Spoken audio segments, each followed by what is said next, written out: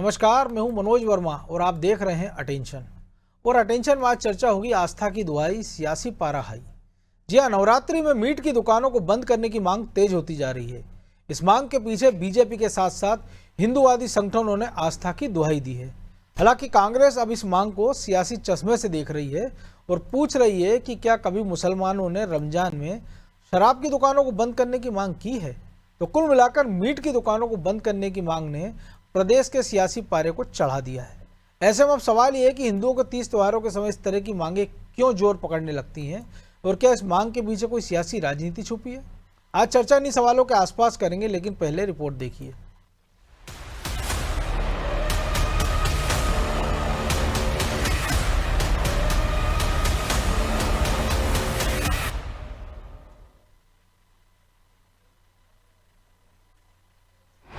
नवरात्रि में मीट की बंद हो दुकान, बीजेपी की मांग पर फिर घमासान। नवरात्रि में मीट की दुकानों को बंद करने की जो मांग दिल्ली से उठी, अब उसका असर देश के दिल मध्य प्रदेश में भी देखने को मिल रहा है। फेस्टिव सीजन के बीच फिर इस मांग को लेकर सियासी शोर तेज होता दिखा। बीजेपी विधायक रामेश्वर शर्मा ने नवरात्रि पर मीट की दुकानें बंद करने की मांग की। उन्होंने कहा कि नवरात्रि पर मीट की दुकानें बंद होनी चाहिए। जो लोग गंगा जमुनी तहजीब को लेकर बहुत भाषण देते हैं, अब उन्हें हिंदुओं की आस्था का सम्मान करना चाहिए। यही बात कहना चाहता हूं कि गंगा जमुनी तहजीब के भाषण तो बहुत फैलते हैं, कांग्रेस सापा बासापा, वो तो लगातार बोलते हैं कि देश की गंगा जमुनी तहजीब है, सभी को सब धर्मों का आदर करना चाहिए। अब हिंदुओं ने रिक्वेस्ट की है, करो आदर, जाओ इमामों को समझाओ, सबको बताओ। अगर 7-8 दिन मांस नहीं खाएंगे तो कौन से धरती पे नहीं रहेंगे। अगर सामाजिक में चाहते हो कि हिंदू मुस्लिम एकता हो तो हिंदुओं के त्योहारों का महत्व को समझो, क्योंकि हिंदू इन 9 दिनों में पानी भी नहीं पीता कई जगह, तो आप देखेंगे। खैर, ये पहली दफा नहीं, त्योहार आते ही इस तरह की मांग अब आम हो चली है। फिर चाहे बात दिवाली या होली पर अपनों से ही सामान खरीदने की करे या फिर गरबा महोत्सव में गैर समुदाय को बैन करने की। हालांकि नवरात्रि में मीट की दुकान बंद करने की मांग सामने आई तो कांग्रेस ने बीजेपी पर निशाना साधते हुए कहा कि इस तरह की मांग लोगों की रोजी रोटी पर संकट खड़ा कर देगी। क्या कभी मुसलमानों ने रमजान में शराब की दुकानें बंद करने की मांग की? सबसे पहला विषय यह है कि बीजेपी के विधायक जी सस्ती लोकप्रियता का शिकार हैं। वो अपनी राजनीति चमकाने के लिए इस तरह के बयान दे रहे हैं। स्वेच्छा से करने की जगह पे क्या आप लोगों के व्यापार बंद कराएंगे? दिन भर के जो लोग रोज कमाते और रोज खाते हैं उनके घर कैसे चलेंगे? ये सोचा गया विधायक जी ने। आज सबसे बड़ा सवाल यह है कि मेरी तरफ से या मुस्लिम समुदाय के किसी व्यक्ति की तरफ से क्या ये मांग आई कभी कि रमजान के महीने में 30 दिन शराब की दुकानें बंद कर दीजिए? फिर आस्था का विषय आ जाएगा। कुल मिलाकर कहें तो एक तरफ मुस्लिम समुदाय पूरे जोर शोर से ईद उल फितर के त्योहार की तैयारियों में जुटा है, तो हिंदू समुदाय चैत्र नवरात्रि की तैयारियों में मशरूफ है। और इन सब के बीच मीट की दुकान बंद करने को लेकर सियासी पारा चढ़ा हुआ है। पक्ष और विपक्ष के नेता एक दूसरे पर जमकर जुबानी हमला बोल रहे हैं। लेकिन सवाल ये है कि आस्था के नाम पर उठी इस तरह की मांगे आखिर कितनी जायज है? क्या इन मांगों के पीछे सियासतदानों की कोई रणनीति छुपी हुई है? ब्यूरो रिपोर्ट, अनादि टीवी।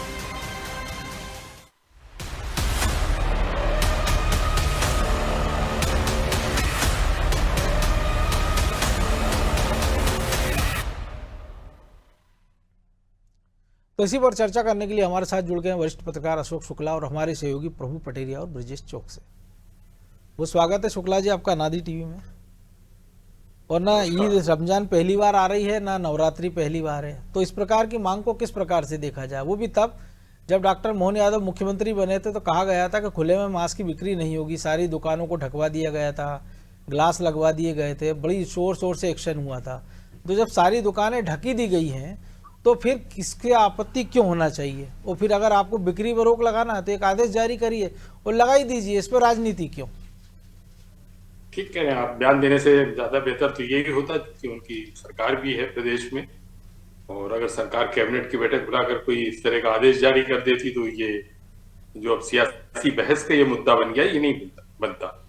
आप इधर देखिए कि कुछ वर्षों से जिस तरह से इस देश में ध्रुवीकरण हो रहा है, ध्रुवीकरण हो या तुष्टीकरण की बात पहले हुआ करती थी, अब ध्रुवीकरण की बात होने लगी है। एक संप्रदाय को दूसरे संप्रदाय के प्रति जो है आक्रोशित करने का एक जो काम होता है, इस तरह की बयानबाजी से वही होता है और ज्यादा कुछ नहीं होता है। तो इसका कहीं जो है सियासी फायदा भी किसी एक दल को मिलता है और किसी दूसरे दल को इसका नुकसान होता है। और बाकी जैसा अभी आपने अपने उसमें भी दिखाया कि धर्म और कर्म दोनों एक अलग अलग चीजें हैं। जो कांग्रेस का तर्क है वो भी ठीक है कि भाई जिनका कर्म है, जिनकी रोजी रोटी है, वो क्या करेंगे, और जिनकी धार्मिक आस्था है तो उनके लिए बहुत महत्वपूर्ण है कि चैत्र नवरात्र पर जो है इस तरह की चीजें प्रतिबंधित होनी चाहिए। तो ये देश जो कि विभिन्न धर्मों के साथ में रहने वाला ये देश है, सभी धर्मों का यहाँ पे आदर भी होता है, सबकी अपनी भावनाएं हैं, सबकी अपनी जरूरतें हैं।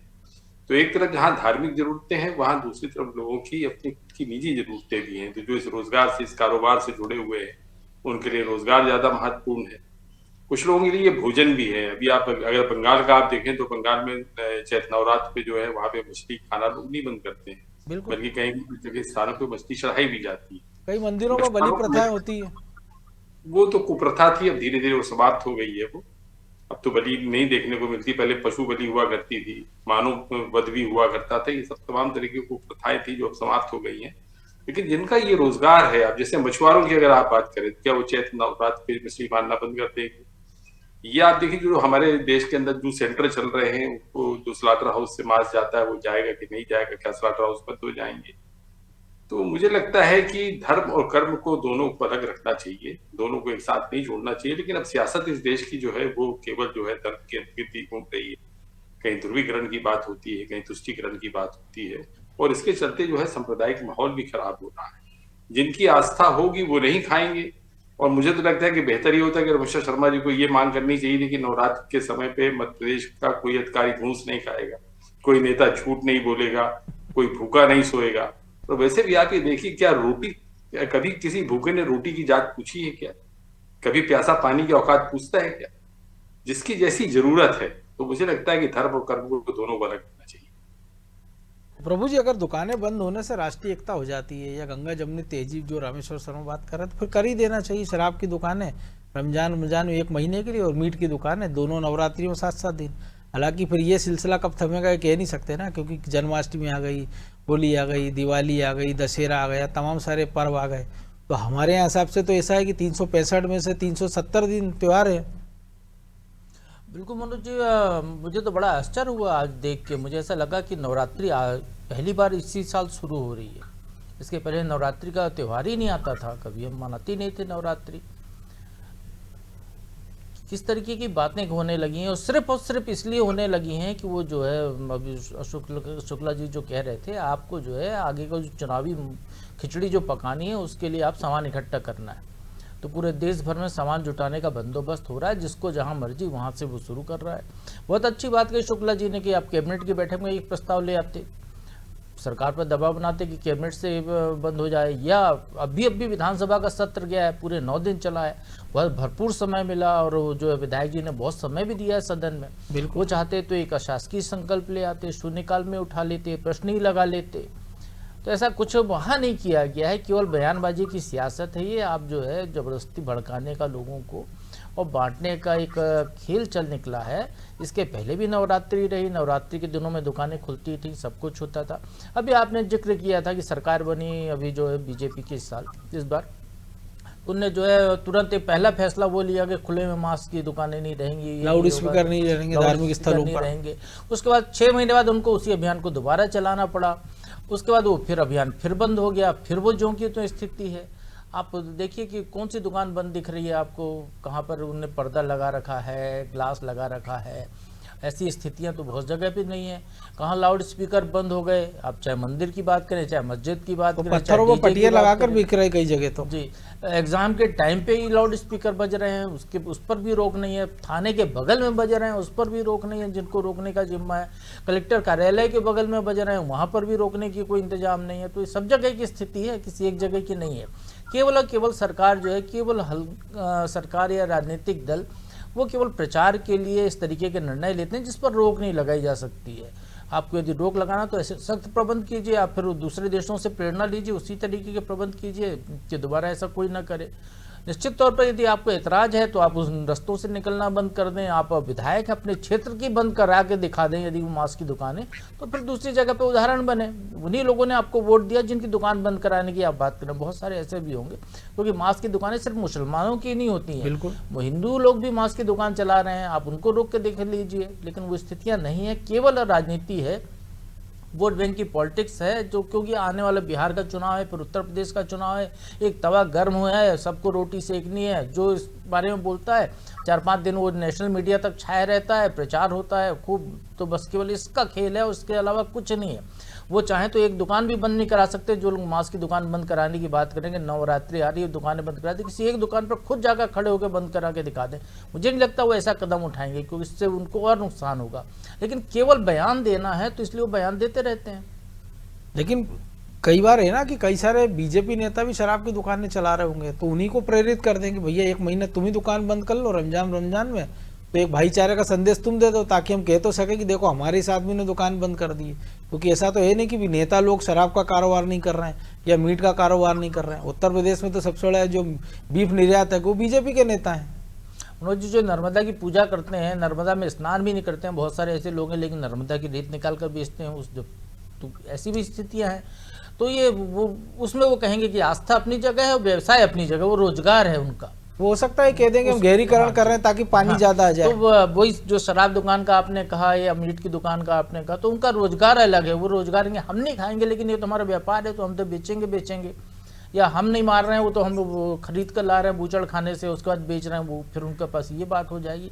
वही मैंने कहा ना कि आप यदि कह रहे हैं तो जो है पहल अपने से होनी चाहिए। महात्मा गांधी जी ने यदि कहा था तो उन्होंने पहल करके दिखाई थी हर मामले में, इसलिए महात्मा गांधी को पूरी दुनिया आज याद करती है। नेल्सन मंडेला को इसलिए याद करती है कि जो उन्होंने कहा तो उस पर वो अमल किया उन्होंने खुद। तो आप अपने जीवन में वो आचरण कीजिए, उसके बाद दूसरों को नसीहत दीजिए, आप तब शायद वो चीज़ें अच्छी होंगी, तब आप पर लोग अमल करेंगे, 4 लोग आपके पीछे चलेंगे। अब अपने क्षेत्र की एक दुकान बंद करा के दिखा दीजिए, तो हो सकता है कि जो दूसरे क्षेत्र की जिधर आप इशारा कर रहे हैं उधर की सारी दुकानें बंद हो जाएं।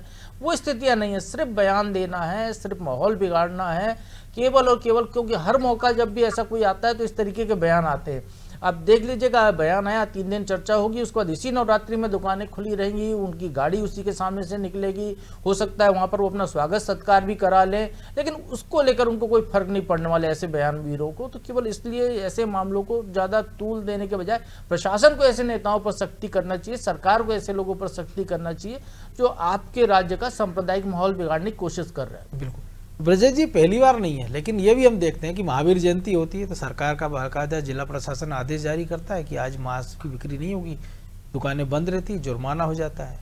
होली हो, ऐसे कई सारे त्यौहार हम देखते हैं कि जहाँ शराब की दुकानें बंद होती है, कोई हल्ला नहीं मचता। तो इस पर राजनीति क्यों की जा रही है? और आप ये तो कह रहे हैं कि शराब की, ये मीट की दुकानें बंद हो, फिर जो मल्टीनेशनल कंपनियों को बड़े बड़े आउटलेट्स हैं उनका क्या होगा? जिन बड़े बड़े होटलों के अंदर मांस परोसा जा रहा है, तो क्या उसको भी बंद करा दिया जाएगा? ये भी तो है ना। अगर जब धार्मिक भावना क्या सड़क पे बिक रही है, एक बार बेच रहा, उससे आहत हो रही है क्या? निश्चित तौर पर मनोज जी कि जो प्रभु जी कह रहे हैं या जो शुक्ला जी ने कहा वही है कि यहाँ पे कोई बिक्री रोकने वाला नहीं है। आप देखिए, जिस संस्कृति बचाओ मंच ने भी इसका समर्थन किया है, वही संस्कृति बचाओ मंच अभी कांग्रेस का एक उन्होंने गिर गए था, उनका मंच गिर गया था, तब उनका बयान क्या था कि मेरा व्यवसाय अलग है, बात अलग है। हाँ। जो उसको विरोध करते रहे, तो जो प्रभु जी कह रहे हैं, प्रभु जी जो कह रहे हैं, तब वो कहने लगेंगे साहब ये तो हमारा व्यवसाय है। तो देखिए आप कि यदि होली पे बंद हो रही है तो उसकी वजह है, 15 अगस्त पे बंद हो रही, 26 जनवरी पे बंद हो रही है शराब की दुकान, तो उसकी एक ठोस वजह है। होली पर इसलिए कि पीकर हुड़दंग करेंगे तो अपराध ज़्यादा बढ़ेंगे, एक दूसरे पे वो हो जाएगा, शराब पी के जो नुकसान होगा उसके कारण बंद किया जाता है कि वो पर्व ऐसा है मनोज जी, इस वजह से उस पर बंद किया जाता है। लेकिन ब्रजेश जी, इसी बीजेपी की सरकार राजस्थान में, वहाँ होली धुलेंडी के दिन दुकानें खुली रहती शराब की, निश्चित तौर पर खुली रहती हैं, लेकिन वहां से पहले से यहाँ पर परंपरा चली आ रही बंद करने की। सरकार चाहे तो कल से ना कहे, वो उस हिसाब से इंतजाम कर दे पुलिस महकमे को कि भाई शराब पी के कोई हुड़दंग ना करे, गदर ना करे, कोई इस तरह के घटनाक्रम ना हो। लेकिन जो बात है शराब की दुकानों के साथ साथ जो मांस की दुकानें बंद करने का, मनोज जी जो आपने भी कहा, जो प्रभु जी कह रहे हैं, बंद तो कोई करा नहीं सकता, और बंद कराओगे तो 365 दिन में 300 दिन ही बंद रहेंगी, क्योंकि इतने सारे पर्व आएंगे आपके, तो आपको एक के बाद एक मांग उठने लगेगी, एक नई सियासत शुरू हो जाएगी। तो ये कहीं ना कहीं सियासी एक तरह से फायदा लेने के लिए जो बिहार चुनाव की जो बात कर रहे थे प्रभु जी, जो उत्तर प्रदेश के चुनाव कर रहे थे, उसको माहौल बनाने की कोशिश है। कार्रवाई होनी चाहिए, पार्टी को भी कार्रवाई करनी चाहिए कि मध्य प्रदेश में ऐसा क्या है कि आपको इस तरह से नेता एक के बाद इस तरह के बयान दे रहे हैं, उन पर एक्शन होना चाहिए। क्यों उस तरह के बयान दिए जा रहे हैं? क्या बेमनस्ता फैलाने की कोशिश की जा रही है? तो ये जो कुछ नेता हैं जो इस तरह के बयान देते हैं, उनमें रामेश्वर शर्मा भी हैं कि हर चीज़ पे बोलने की जरूरत क्या है। मांस मदिरा की दुकान पे यदि आप कह रहे हैं बंद करने की, तो पहले इस बात पर भी बात होगी कि फिर आपने कहा था कि ढककर रखें, खुले में ना बेचें, तो आप पुलबोगदा चले जाइए मनोज जी, आप इससे काली मंदिर से आगे चले जाइए, आप किसी बाजार में चले जाइए, आपको रोज शाम को ठेले 2 पट्टियों पे आपको दुकानें खुली मिल जाएंगी, वो वहां पे बेच रहे हैं, खुलेआम बिक रहा है। तो जो सरकार कह रही है उस पर अमल नहीं हो पा रहा है, लाउड स्पीकर पे अमल नहीं हो पा रहा है, तो विधायक जी कहने पे कौन सा अमल होने वाला है? जो उनको कहना चाहिए था उचित प्लेटफॉर्म पर कहना चाहिए था। लेकिन ये सिर्फ सियासत हो रही है, सिर्फ सुर्खियां बटोरने के लिए, सुर्खियों में बने रहने के लिए नेता आजकल इस तरह के बयान दे रहे हैं, और पार्टी इस पर संज्ञान नहीं लेती है। पार्टी संज्ञान ले तो फिर तोल मोल कर बोलने लगे, इस तरह के बयान ही ना आए। आप देखिए इससे पहले एक मंत्री का बयान आया था। तो ये सिर्फ अब सुर्खियों में आने के लिए, मीडिया में आने के लिए और चर्चा में आने के लिए, और एक धर्म के आप ठेकेदार बनने की कोशिश कर रहे हैं, आप उनके अगुवा बनने की कोशिश कर रहे हैं। मुझे लगता है वैसा ही हाल है जैसे एक तरफ हम आरिफ मसूद को देखते हैं, दूसरी तरफ हम रामेश्वर शर्मा को देखते हैं। दोनों एक कह रहे हैं कि ईद पर खुली मुलाकात पर आपने रोक लगाई है, तो आप सरकार से मांग कर रहे हैं। आज जिस तरह से प्रदर्शन हो रहा है, तो ये सब अपने अपने वोट बैंक को साधने की एक जुगत है। बिल्कुल, वो अपने वोट बैंक को बरकरार रखने के लिए वो जतन कर रहे हैं। रामेश्वर शर्मा भी अपने वोट बैंक को बरकरार रखने के लिए एक जतन कर रहे हैं। उनको मालूम है कि उनका वोट बैंक क्या है, तो वो उसको आगे बढ़ाने के लिए इस तरह के बयान देते हैं। इसका होना जाना कुछ नहीं है, ना सरकार इस पर एक्शन लेने वाली है, ना भी उनके बयान को कोई तरजीह देने वाला है, सिर्फ चर्चा में रहेंगे बस। लेकिन शुक्ला जी चर्चा में भले रहे, लेकिन एक ताना बाना तो बिखेरने का प्रयास हो ही जाता है ना। दिल्ली में तो समझ में आता है 27 साल बाद आप सरकार में आए, तो हो सकता है वही कि केजरीवाल सरकार के समय, आतिशी के समय या शीला दीक्षित के समय ऐसी दुकानें खुली हो मंदिरों के सामने। यहाँ तो आप ही की सरकार थी, तो चिंता इस बात की हो जाना चाहिए ना। अभी शराब के नए ठेके हुए, खबरें आने लगी हैं कि मंदिरों के पास ठेके की दुकान खुल गई है, कॉलोनियों के पास दुकानें खुल गई हैं। नियम बना रखा आपने कि 100 मीटर के दायरे में पान बीड़ी सिगरेट नहीं बिकना चाहिए धार्मिक स्थल स्कूलों के आसपास, लेकिन आप वहाँ के हालात देख लीजिए। तो इस पर तो आप रोक लगाने की बात करते नहीं, इस पर कोई आवाज़ उठाने की बात नहीं करता, और उठाई जाती है तब वो चुनिंदा दुकानों को लेकर फिर आपका मामला सेट हो जाता है। दुकानें भी वहीं चलती है, थोड़े दिन प्रदर्शन चलता है, फिर विधायक जी या जनप्रतिनिधि की या तो पर्ची चलने लगती है, फ़ोन पे उनके काम हो जाते हैं, बाकी सब यथावत चलता है। लेकिन आपको ऐसे इशू उठाना है जिससे बाकी लोग परेशान होते रहे। देखिए, खास तबके को आप निशाना बनाते हैं और इस तरह की आप मांग उठाते हैं। ब्रिजेश जी ने बड़ी महत्वपूर्ण बात की कि बड़े होटलों में जो मांस परोसा जाता है, जो 5 स्टार होटल होते हैं, 3 स्टार होटल होते हैं, इंटरनेशनल कॉन्टिनेंटल जो होटल होते हैं, वहां पे विदेशी आते हैं, तो क्या रात पे उनको भूखा रखेंगे आप? उनको खाना नहीं देंगे आप? क्या वहां पे मांसाहार नहीं परोसा जाएगा?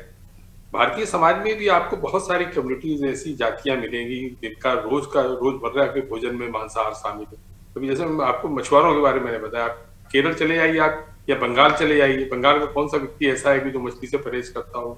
चाहे नवरात्र हो या कोई भी दिन हो, ईद हो या कुछ भी हो, उनके लिए धर्म से ज्यादा महत्वपूर्ण तो ये है कि उनका भोजन क्या है। बिल्कुल, तो जहां पे आपके भोजन में मांसाहार शामिल होगा, और एक रोजगार भी है आपके देश में, क्या बीफ का निर्यात बंद हो जाएगा क्या इन 9 दिनों में? कहीं से कोई बीफ नहीं जाएगा? जो बाहर जा रहा है बीफ आपके देश से बाहर जाता है क्या? सारे स्लॉटर हाउस आप बंद कर देंगे? तो ये केवल एक खास कम्युनिटी को निशाना बनाने की कोशिश है, और वो भी बयानों के माध्यम से। कहीं आप सांप्रदायिक माहौल खराब कर रहे हैं, इससे बचना चाहिए। और अगर वास्तव में आपकी मंशा ये है कि साहब नवरात्र पे कोई दुकानें नहीं खुले, तो जैसा आपने भी कहा कि भाई सरकार आपकी है, आप एक आदेश लागू कर देते, उसके बाद में विरोधी भले हो अल्लाह करते रहते, तो रोजगार पे कुठाराघात हो रहा है, प्रहार हो रहा है, साहब रोजगार बंद कर रहे हैं, रोजगार छीन रहे हैं। लेकिन कम से कम 9 दिन तक तो आपकी दुकानें बंद रहती। और जो आपने शराब की बात की, शराब एक सामाजिक बुराई है। गुजरात में देखिए शराब बंद है, और मैं आपको बताऊं कि 2 अक्टूबर जो गांधी जयंती जिसपे ये बंद रहती शराब की दुकानें में, उस दिन भी शराब बिकती रहती, लोगों को शराब मिलती रहती। ठीक है, भले प्रशासनिक अमला जो है शराब की दुकानें बंद करने की घोषणा करता, लेकिन बाईपास होकर तो सब चीजें मिलती रहती हैं। तो हमारा पिछली सरकार ने आते बंद कर दिए थे, पूरी सड़कें आते हो गई, शराब की दुकानों के सामने के दृश्य सबको पता है। कोई नियम नहीं। देखिए, हिंदुस्तान हमारा नियम कायदों से अगर चल रहा होता तो देश की स्थिति दूसरी होती है। यहाँ का जो नियम कायदा है या कानून है, वो अधिकारियों के मुताबिक चलता है, अधिकारियों की नजर से सरकार देखती है। स्कूलों के बगल में शराब की दुकानें खुली हुई हैं, जबकि नियम ये है कि 200 मीटर के दायरे पे अगर कोई स्कूल होगा तो वहाँ शराब की दुकानें नहीं खुलेंगी। मेरे सतना में खुली हुई हैं तमाम ये दुकानें। हमने आपको जिक्र किया अभी जी। तो ये देश कानून के मुताबिक नहीं चल रहा है, बल्कि यहाँ का जो कानून है अधिकारियों के मुताबिक चलता है। और ये जो बयान आप देख रहे हैं, अगर ये देश कानून के मुताबिक चल रहा होता तो क्या रमेश्वर शर्मा इस तरह का बयान दे पाते, जिससे सांप्रदायिक माहौल खराब होता। इनको उठा के अंदर नहीं कर दिया जाता। लेकिन अब इनकी सरकार चाहिए जो बयान दे दे, इनका क्या बिगड़ेगा? इनका कुछ नहीं बिगड़ेगा। जो बिगड़ेगा तो देश का सांप्रदायिक माहौल बिगड़ेगा, और इससे सबको बचना चाहिए। और किसी एक त्योहार को लेकर या किसी एक धर्म को लेकर किसी दूसरे के धर्म के लोगों को निशाना नहीं बनाना चाहिए, चाहे वो मुस्लिम समाज के लोग हों या हिंदू समाज के। प्रभु जी, ये जो प्रवृत्ति बढ़ गई कि कुछ एक्शन होता नहीं है, बल्कि उल्टे पीठ थपथपाई जाती कई बार ऐसे बयानों को लेकर, या एक राज्य के ट्रेंड को देख के दूसरे में होने लग जाता है कि अब यूपी की स्थिति अलग है, अगर वो यहाँ पे हम लागू कर दें कि सड़क पर नमाज नहीं होगी, छत पर नहीं होगी, दुकानें यहाँ खुली नहीं होगी, यहाँ बंद हो जाएंगी, तो फिर ये काम कैसे चलेगा? और ये जो एक्शन नहीं होता है, तो ये शायद ये प्रवृत्ति इसलिए बढ़ती जाती है, तो आदतन हो जाता है कि कोई एक त्यौहार आया तो हमको बयान जरूर देना है।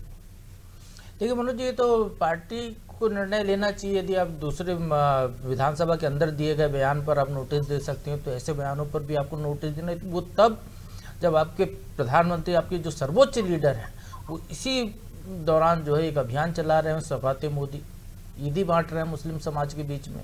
तो इसमें सेवैयां दे रहे हैं, इसलिए हमने सोचा अब नॉनवेज मत खाओ, सेवैयां और खाओ। इसके पहले भी आप देखिए, वो भाईजान बनकर आए थे सामने, मोदी भाईजान एक कैंपेन चला था। उसके पहले अटल जी के समय भी देखिए, उस समय भी ऐसा हुआ था। तो जब आप उनको जोड़ने की कोशिश कर रहे हैं, तभी आपके लोग ऐसा इस तरीके का बयान दे रहे हैं, तो उनको निर्णय लेना चाहिए। एक बहुत मौजूद उदाहरण है मनोज जी, हम मध्य प्रदेश के गृह मंत्री थे, वो हर फिल्मी मामले पर बयान दिया करते थे, सुबह बैठ दिया करते थे। प्रधानमंत्री ने एक बार टोक दिया, उसको लेके कह दिया, उसके बाद वो बंद हो गया। उनकी जो सोशल पॉलिसी जो हो रही थी वो बंद हो गई जी। तो बिल्कुल इस तरीके का मामला है। आप इसको नेगलेक्ट इसलिए कर रहे हैं क्योंकि ऐसे बयानों से आपको फायदा मिलता है। चुनाव आते हैं तो वही नेता जो अभी सांप्रदायिक सौहार्द की बात करें, जो ईदी बांट रहे हैं, वही नेता आग लगाने वाले बयान देते हैं। तो आपके नीचे के नेता तो ऐसे बयान देंगे ही देंगे। तो पार्टी को निर्णय लेना चाहिए, चाहे वो केंद्रीय नेतृत्व ले, चाहे राज्य का नेतृत्व ले। ऐसे बयानों से आपको बचना चाहिए जब तक कि ऐसी कोई स्थितियां ना हो, क्योंकि ये परंपरा नहीं रही ना मनोज जी। जैसा मैंने पहले कहा कि मुझे तो ऐसा लग रहा है कि पहली बार नवरात्रि आ रही है। क्या इसके पहले नवरात्रि नहीं आती थी? क्या नवरात्रि में नॉनवेज की दुकानें खुली नहीं रहती थी? भारत की आज़ादी से देख लें या सनातन काल से देख लें, तो ऐसी स्थितियां रही नहीं है। तो आप अब ऐसा बयान देकर क्यों ऐसा वैमनस्य पैदा करने की कोशिश कर रहे हैं? तो उस पर निश्चित तौर पर पार्टी को कार्रवाई करनी चाहिए। कार्रवाई होना चाहिए, लेकिन अब होता क्या है कि पीठ थपथपाई जा रही है, और यही कारण है कि ऐसे नेताओं का हौसला बुलंद हो रहा है। लेकिन विजय जी, सबसे बड़ी बात यह ना कि कार्रवाई करे कौन, क्योंकि जिनको करना है वो तो खुद ही वहीं से ऐसी शुरुआत कर देते हैं। निश्चित तौर पर मनोज जी, जो प्रभु जी ने कहा है कि फायदा दिखता है, तो वैसे ही हुआ ना कि घर में 2 लोग व्रत हैं तो बाकी के लोगों को खाना ही नहीं मिलना चाहिए, बाकी के लोगों को भी व्रत रहना चाहिए, मजबूर कर देना चाहिए। तो वैसी परिस्थिति है ना, जिसको जो खाना है वो खाए। यदि व्रत है आपका तो आप यदि पाक साफ रहते हैं तो उस तरफ नजर भी ना डालिए। आपको किसी ने मजबूर किया है कि आपके मुंह में जा रहा है कि जबरदस्ती मांस की दुकान के सामने से आप निकल, किसी का सोमवार को व्रत है, किसी का मंगल का है, तो बाकी दिन भी बंद हो जाएगी। तो वो खड़ा हो जाए कि आज बंद करो, मेरा शनिवार का व्रत है, मेरा मंगलवार का व्रत है। ये तो मतलब एक तरह से बचकाना ही बयान है, जिसको एक तरह से चर्चा भी नहीं होनी चाहिए ईमानदारी से तो इस पर। और एक्शन लेने की बात तो जो प्रभु जी ने कहा कि आपको फायदेमंद दिख रहा है तो क्यों एक्शन लेंगे? और जब आपके बड़े नेता ही एक मौके पर इस तरह के बयान देंगे तो छोटे लोगों को तो मौका मिलेगा ही कि वो भी ऐसे बयान देकर थोड़ी सुर्खियां बटोर ले। अब आप समय के अनुसार बदलते हैं। आप अभी इस समय सौगात बांट रहे हैं क्योंकि आपको उससे फायदा है, तो आप दूसरा रूप धारण कर लेते हैं। लेकिन अब उन नेताओं को भी या तो एक गाइडलाइन जारी कर देना चाहिए कि भाई हम इस पटरी पर चल रहे हैं, अभी लोगों को मना रहे हैं, वो दूसरे धर्मों के बारे में मौसम की तरह बदल जाना चाहिए। बिहार चुनाव के बाद देखेंगे, चुनाव के बाद देखेंगे। अब इस तरह का कोई नेता बयान नहीं दे तो हो सकता तब नेता बयान देंगे तो उन पर कार्रवाई होगी, और यदि ऐसी परिस्थितियों में यदि बयान देंगे तो कैसे कार्रवाई हो सकती है? यही सबसे बड़ा सवाल है। बहरहाल वक्त इतना ही था, बहुत धन्यवाद शुक्ला जी। तो सबसे बड़ा सवाल यही है कि भले आस्था की दुआई दी जा रही है, लेकिन क्या प्रैक्टिकल है, और ये ऐसे माहौल में ऐसे विवादित मुद्दे उठाए क्यों जाना चाहिए?